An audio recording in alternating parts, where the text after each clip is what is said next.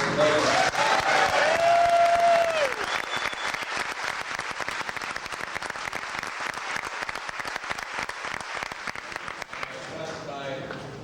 Reverend Father Weiss's invocation, and I want to ask today that we now take a little political look ahead to the fall.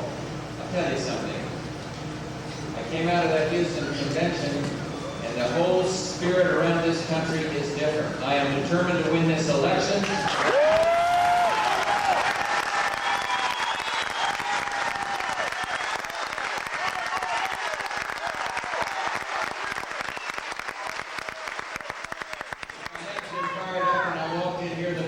That great music would have got it going, I'll tell you.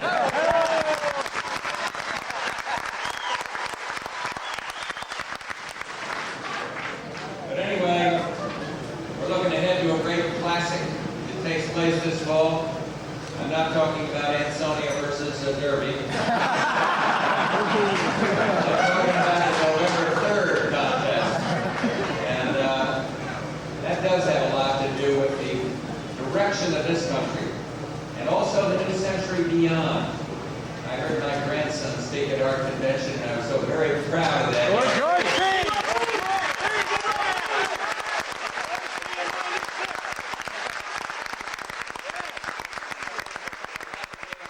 Personal basis of what the Reverend Father was talking about and the job that lies ahead of us to make life better for all. Now, we have witnessed, as I pointed out down there, a world of change. Moscow.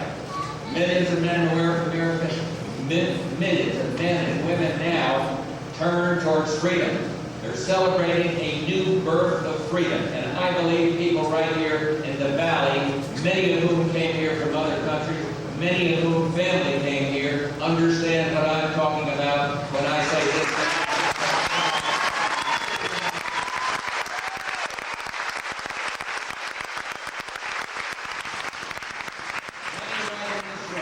Because of family, not just because of freedom and democracy, because of family, prayed for this day of freedom to come to Eastern Europe, to Russia, to the countries south of our border. And we've witnessed this remarkable change, and this miracle has come true.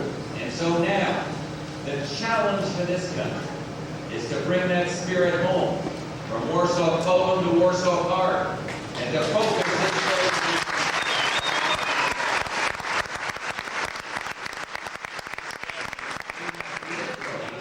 the world, the help of the taxpayer, presidents that preceded me, fighting men and women that have served this great country with distinction. We changed the world.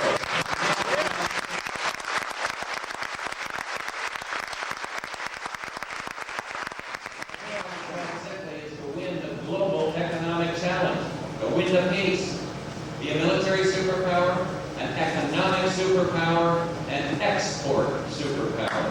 And in this election, very different visions of how to do this. Theirs is to turn inward and protect, and ours is to look outward and open new markets and prepare our people.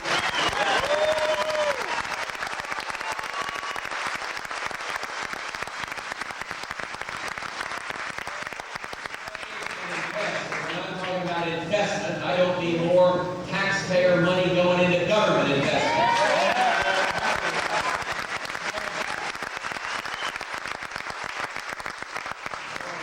Personal in this wonderful area that I understand has some wonderfully smart Democrats, because I need you guys in the call. But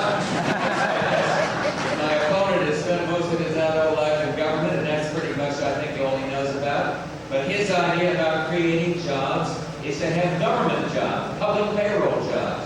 And I come at things a different way.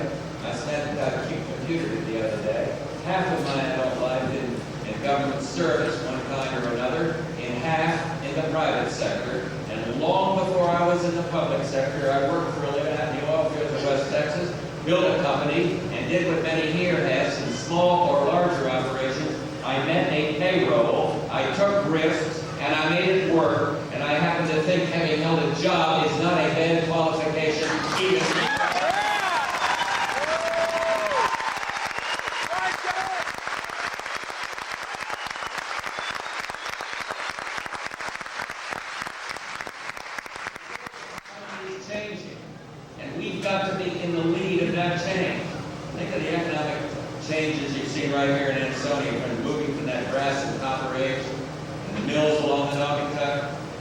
corporate headquarters and the industrial parks across the valley.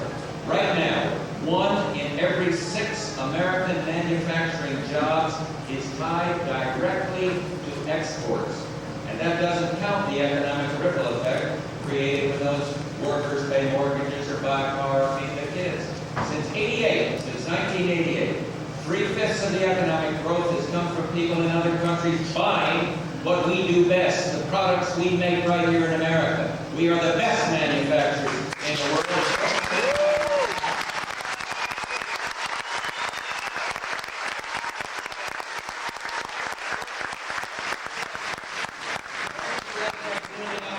Tell you we can't compete or say that we're a nation in decline. We are not. And as president, I'm working now to create jobs, new markets. Markets in Moscow, markets in Mexico City that need new American jobs. And I'm convinced that the answer is not to build a wall around our economy, not to put the government in charge, but to use the government to help you literally go back to work in this country. And that's what I want to say.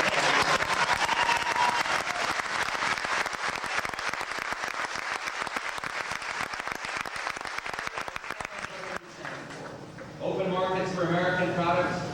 Here's what we have a big difference on. Lower government spending and tax relief. Not spending, tax relief.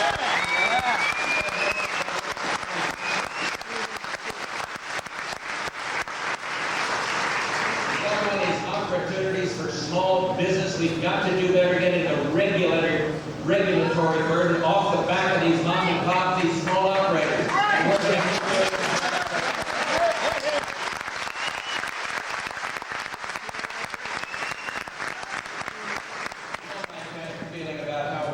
Too many lawsuits in this country. I've been fighting to change that, blocked by this gridlock Congress. We sue each other too much, we care for each other too little, and we got to break the back of those that are bringing this country.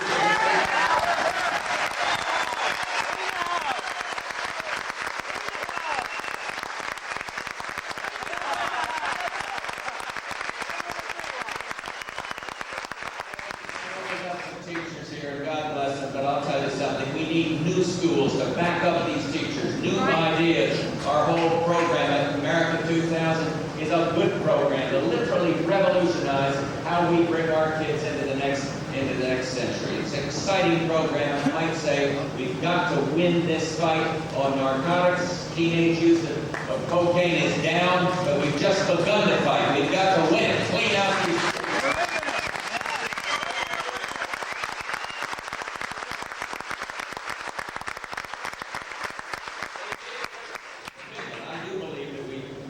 Too big in government and spend too much. And last week I offered an idea to get the deficit down. We'll give you a special box. I believe that people should have it. A special box on that tax return to check so that up to 10% of your income tax can go for one purpose. And that is to reduce the budget deficit.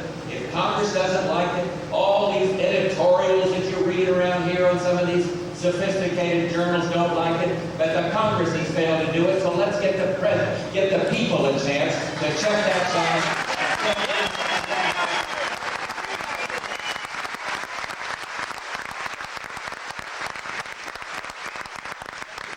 Something that's very important to the valley that I talked about today in Union, New Jersey, a dramatic new approach to job training to help young people find that first job.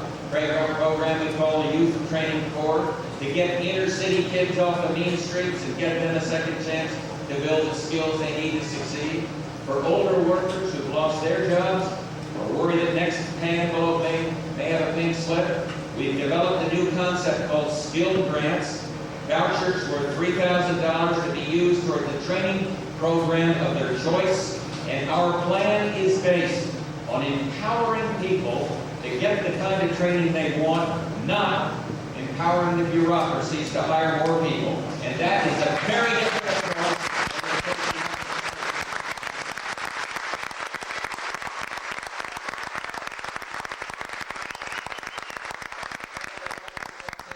For free enterprise. Then he proposes, right out of the box, the largest tax increase in history. Much of it on the back of small business. I learned the hard way, holding out my hand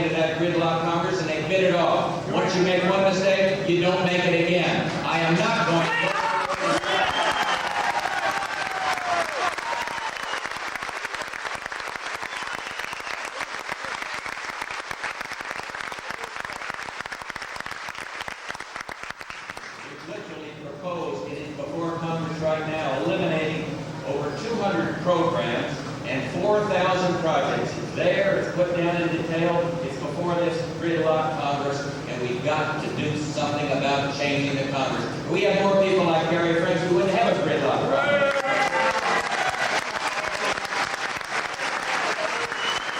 They've been controlled by the same party for 38 years.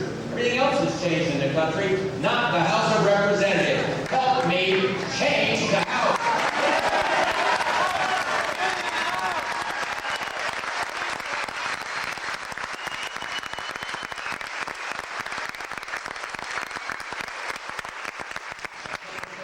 Fiscal responsibility. He's against the balanced budget amendment. Says he's for a line item veto, but the gridlock Congress refuses to give it to the president. And I stand for something different. I want to see us cut that federal spending with the help of the new Congress, get the taxes down so we can get the economy stimulated and let people keep a little more of what they earn. It's a big philosophical difference between the Bush quail ticket on the one hand and Clinton's door on the other. Look at it, it is fundamentally different. Now, in this campaign, we got to call it as we see it, and this year I believe the choice is very clear. We got two different, fundamentally different approaches. I believe in the government. I didn't believe what, you know, you get all this talk about government, of the government, by the government, for the government. That's not going to get the job done. We are fighting against that because we happen to believe still that the power should flow from the people. So it's of the people, by the people, and for the people. And the reading, what's at stake here is the future of this country. And we're in choppy waters. I heard the reverend. I know it. People that are hurting and can't find jobs when they need it. I'll tell you another area we got a big difference. In the defense bit of spending, I have cut defense, but we're not going to cut into the muscle of the defense. The other side wants to take $60 billion more than Colin Powell and Cheney tell me is the right level. We still have a tough world out there. We must still be strong. And while you're thinking about it, we don't needlessly need to throw another million defense workers out of work by cutting back on defense.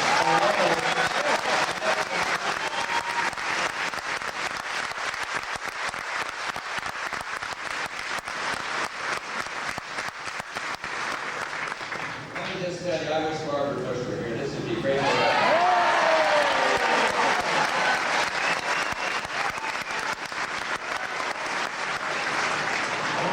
About this one point.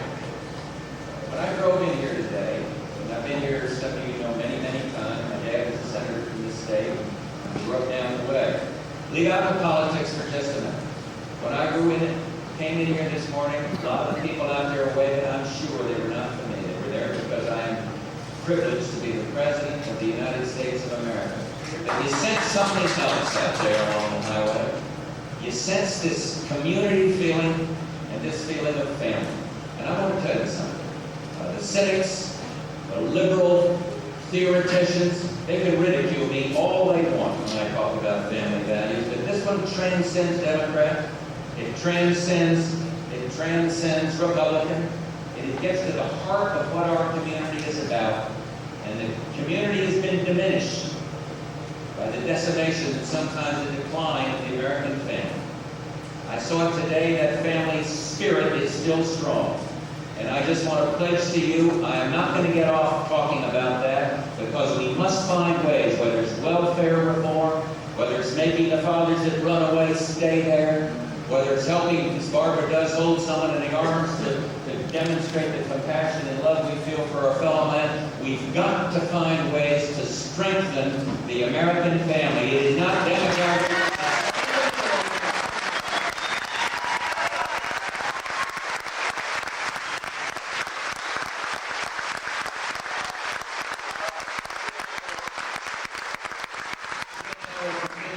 Try to do our level best to set a level of decency and honor and hopefully trust there in the Oval Office and there in the White House. Thank you very much for this wonderful discussion.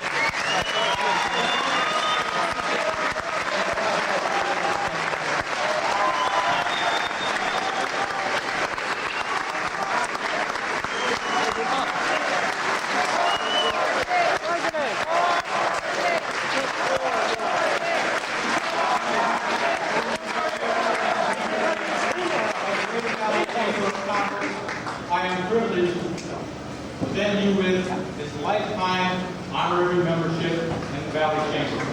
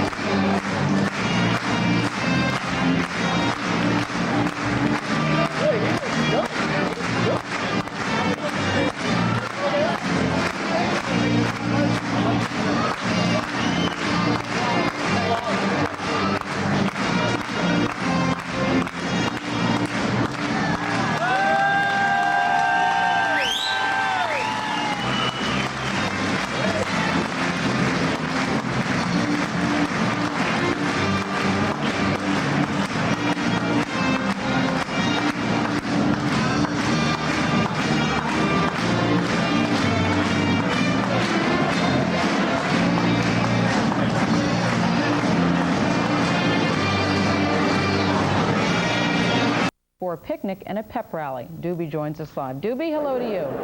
Hi, Gail. We're here at Warsaw Park in Ansonia, and they had 800 tickets available for this event. All are sold out.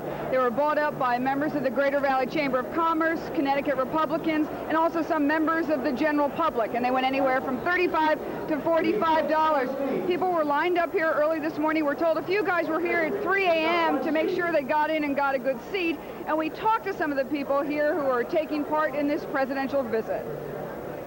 When caterer David Grant received a request for 800 box lunches, he assumed it was for the annual Senior Citizens Picnic. Then he found out that wasn't exactly right. What are you serving? They wanted a Polish theme because of Warsaw Park, so we're serving Caracas Polish ham, made in Poland, on a hard roll with lettuce and tomato, mustard in a packet, potato chips, and a brownie. Ansonia was chosen because it's a working-class city, representative of middle America. The best manufacturers in the world, and don't let anybody tell you, don't let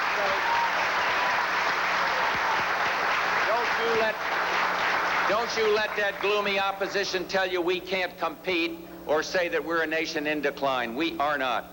And as president, I'm working now to create jobs, new markets. Markets in Moscow, markets in Mexico City that mean new American jobs. And I am convinced that the answer is not to build a wall around our economy, not to put the government in charge, but to use the government to help you literally go back to work in this country. As we mentioned, President Bush left Connecticut early And the Westover to Florida to see firsthand the damage done by Hurricane Andrew. I hear you. My opponent says he's for fiscal responsibility. He's against a balanced budget amendment, says he's for a line-item veto, but the gridlock Congress refuses to give it to the president. This box lunch rally at Warsaw Hall was a safe haven for Bush in a mill town that has seen more than its share of hard times. The economic boom here is a bust. Unemployment is soaring at 9%. Factories are closing and retail sales are flat. But today, the president pledged to turn it all around by focusing on this country's exports.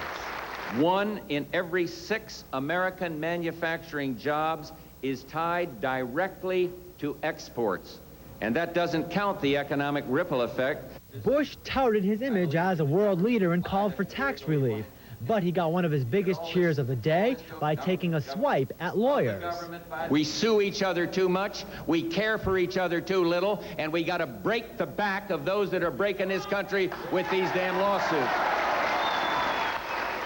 Bush called for job training, new schools, and he demanded a new Congress as well. And he repeated a call to let taxpayers divert part of their tax payments to help offset the federal deficit. All these editorials that you read around here on some of these sophisticated journals don't like it, but the Congress has failed to do it, so let's get the people a chance to check that box, and then we have to live with it. Ansonia may be hurting in this tough economy, but Bush didn't see much suffering today. He attended a fundraiser, then a luncheon, then jetted off for more TV appearances and more campaigning. Stassi Karopoulos, News Center 22, Ansonia, Connecticut. All right, thank you, Stassi. Well, Connecticut's Naugatuck Valley is the site of one of President Bush's first post-convention stops. The president arrived today for a campaign swing in Connecticut that state Republican leaders hope will give his re-election bid another boost after the GOP convention.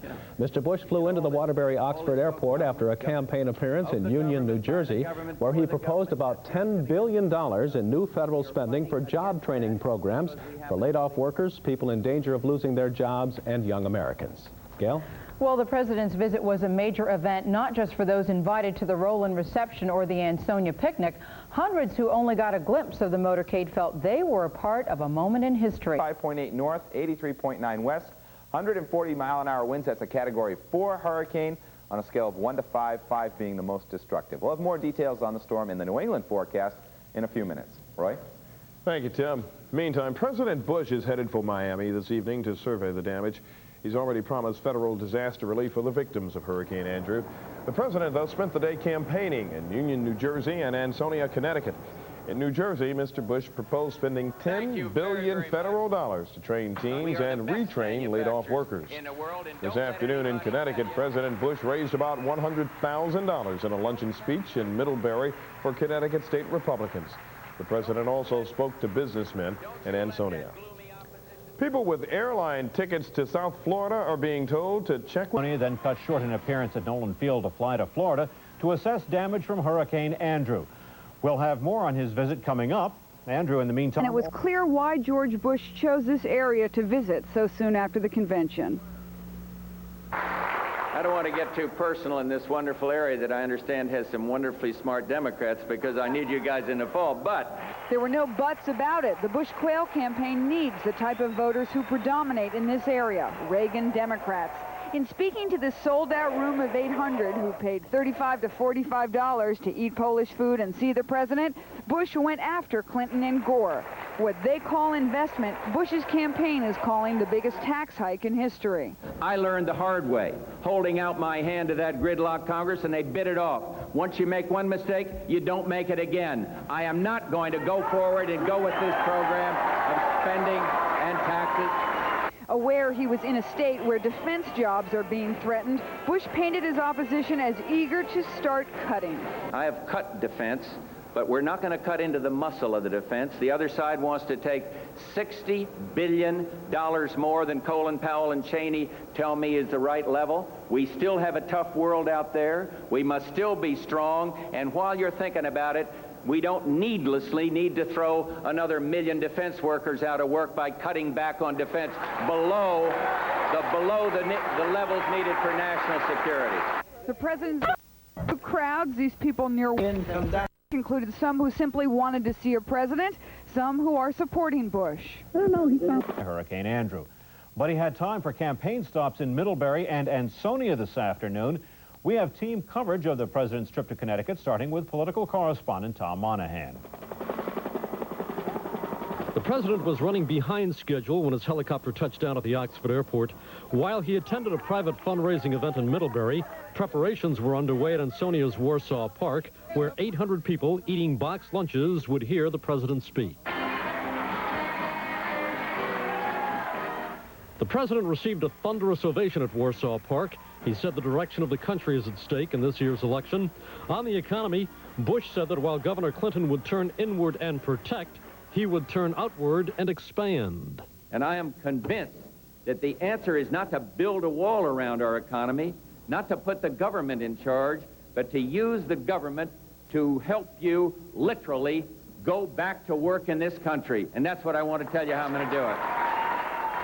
He said he understood the job needs of the Naugatuck Valley, where unemployment is now 9%. He said he would work to create new markets worldwide, cut government spending, and provide tax relief for small businesses. We've got to do better getting the regulatory burden off the back of these mom and pop, these small operators. And we're going to keep doing it as we get that job done. This was a tailor-made audience. These people paid $35 to $45 each to hear him speak. They said it was worth it. We need to make sure that America becomes competitive on an economic basis throughout the world. And he said all the things that I believe in. Raiser. And he wants to tax workers to pay for their own training and tax small businesses, the one that's the worst. Taxing small businesses around the country 1.5%. The president is trying to portray even the smallest disagreement between him and his opponent as a major ideological clash. The White House calls that sharpening the differences. The idea is to make Clinton seem somehow a far-out liberal, and the president, therefore, the only safe choice. Britt Hume, ABC News, Ansonia, Connecticut. Plan to pay for his job training program. He just got through telling us at the convention we were going to have a huge tax cut paid for by huge spending cuts and amounts to be unspecified, and now he's come out with new spending programs. So I think it's very difficult to take this seriously. Bush said he will wait until January to explain which cuts he would make to pay for the job training program. And I will project these in more detail as we move into the next. Bush's aides insist that what voters want. I think there are a number of people